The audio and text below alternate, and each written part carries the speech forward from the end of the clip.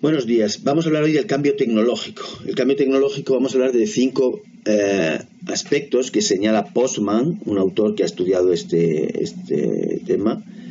Entonces, antes de nada, podríamos decir algo sobre tecnología y técnica. Vale, el ser humano es un animal que utiliza herramientas. Parece ser que algunos animales también utilizan herramientas, pero el ser humano las utiliza muchas y las utiliza muchísimo. Quiero decir que la cantidad es infinitamente mayor que cualquier otro animal. Bien, pues normalmente a esto se le llama la técnica, es decir, al uso de herramientas, a la transformación de la naturaleza a través de herramientas para adaptarla al ser humano, ¿no? Eso es la técnica. Entonces, se habla de tecnología cuando esta técnica está basada en conocimientos científicos. De manera que técnica sería algo más anticuado, algo más... y luego tecnología sería algo más aplicado. Son conocimientos científicos aplicados al uso de herramientas, a la creación de herramientas. Bien, entonces vamos a ver estos 5 aspectos que les decía, que estudia Postman.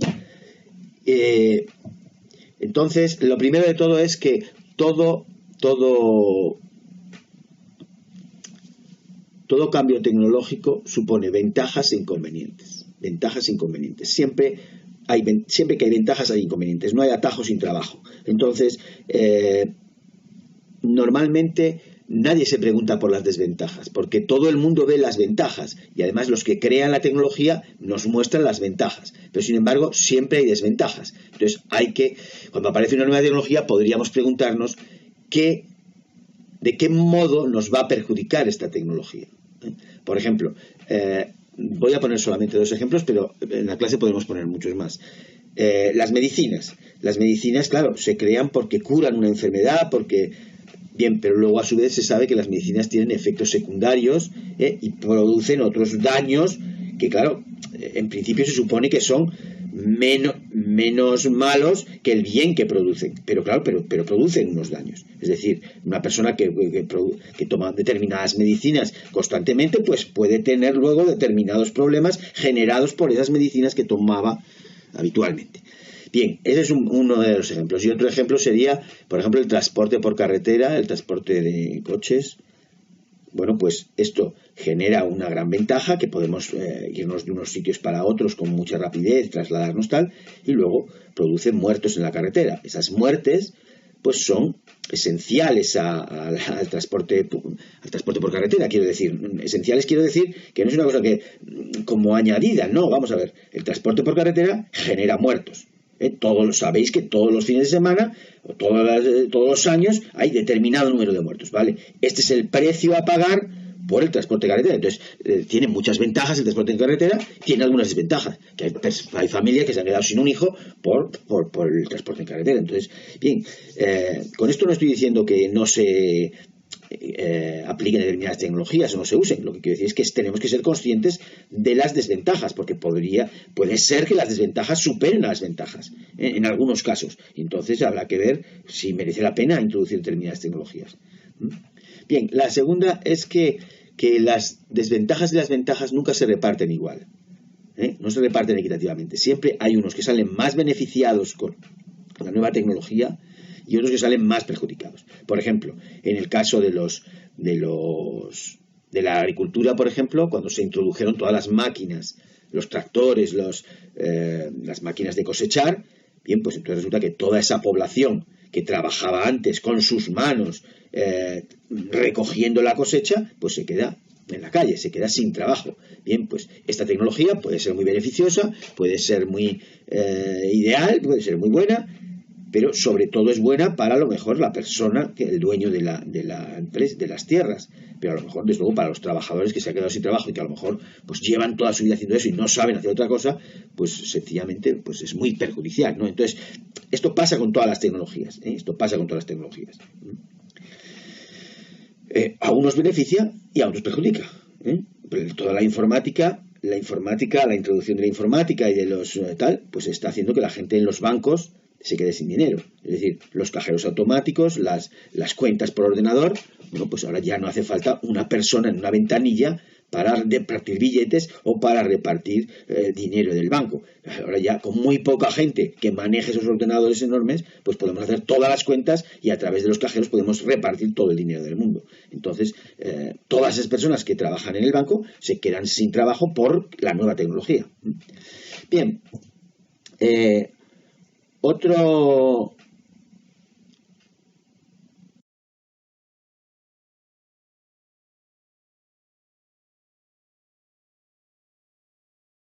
tercer punto del cambio tecnológico es que toda tecnología tiene como una idea, fuerza, un principio que inspira esa tecnología y que tiene consecuencias. Es decir, que hay una frase que dice: a un hombre con un martillo todo se le vuelven clavos. Es decir, una vez que hemos inventado el martillo, puede ser que tengamos la tendencia a utilizar el martillo para todo o a ver todo como si pudiera ser solucionable con un martillo. ¿De acuerdo? Entonces, una tecnología es como una especie de facilidad para hacer algo.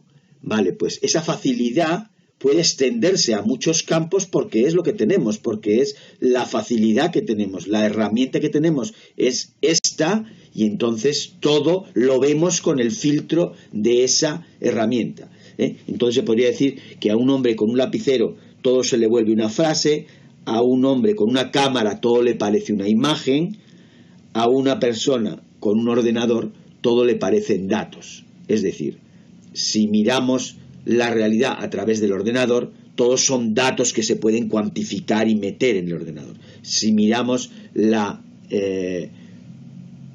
vida a través de un móvil, pues a lo mejor resulta que la amistad consiste en que puedes chatear con tus amigos por el móvil, o puedes hablar con ellos por el móvil, o les puedes mandar vídeos por el móvil. Es decir, que el móvil hace que pensemos todas las demás cosas como si tuvieran que pasar a través del móvil o tuvieran que ser usadas a través del móvil. Bueno, a lo mejor se podrá explicar esto mejor en clase.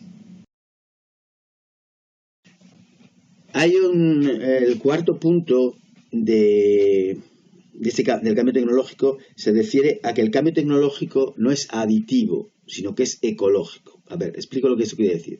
No es aditivo, quiere decir que un cambio tecnológico no es que añade algo a la sociedad o al ser humano tal como está y ya está, y simplemente es eso, que añade algo. Es aditivo, suma, aditivo. No. El cambio tecnológico es ecológico, quiere decir, vosotros sabéis lo de los ecosistemas, ¿no? Unas cosas afectan a otras, entonces la fauna afecta a la flora y el clima afecta a la fauna, a la flora, todo está interrelacionado. Es como una cadena, una red, un sistema. Bien, pues entonces la nueva tecnología sucede lo mismo. Es decir, tú introduces un cambio en un tecnológico, en un aspecto y eso va a influir en otros aspectos que en principio no se había previsto o no se pensaba, no se hizo con esa intención.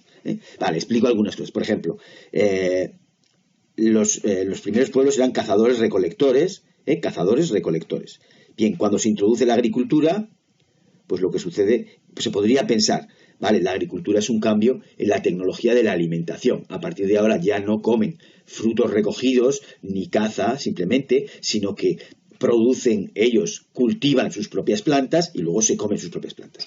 Vale, pero resulta que los cazadores recolectores eran nómadas, precisamente por esto, porque tenían que ir recogiendo frutos por distintas zonas o cazando por distintas zonas. Entonces, cuando se acababa la caza de un sitio, iban a otro.